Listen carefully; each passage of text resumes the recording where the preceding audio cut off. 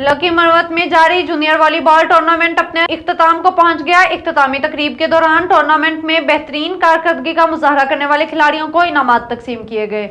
मजीद तफसील देखते हैं शरीफुल्लाह की इस रिपोर्ट में। यूनियन कौंसिल तख्त खेल में शेख करीम के मकाम पर जारी जूनियर वॉलीबॉल टूर्नामेंट एहतिताम पजीर हो गया, जिसकी मेहमान खसूसी जुमात इस्लामी की जिली रहनुमा मलिक अलनूर खान थे, जबकि इस मौके पर दीगर मशरान समेत बड़ी तादाद में शायकीन मौजूद थे। मेहमान खसूसी मलिक अलनूर खान ने विनर और रनर टीमों के खिलाड़ियों में नकद इनामात तकसीम किए, जबकि टूर्नामेंट कमेटी के लिए अलहदा इनाम का ऐलान किया। मेहमान खसूसी मलिक अलनूर खान ने खिताब करते हुए कहा है कि नौजवान तबका तालीम के साथ साथ खेलों की सरगर्मियों पर खसूसी तवज्जो दे। उन्होंने मजीद कहा कि खेल कूद न सिर्फ इंसान की सेहत के लिए मुफीद है, बल्कि इससे इंसान मनफी सरगर्मियों से भी दूर रहता है। इसलिए नौजवानों को चाहिए कि अपनी पढ़ाई के साथ साथ खेल कूद में जरूर हिस्सा ले, ताकि एक सेहतमंद माशरे का कयाम अमल में लाया जाए। कैमरामैन सफीरुल्लाह के साथ शरीफुल्लाह, राज न्यूज़, लकी मरवत।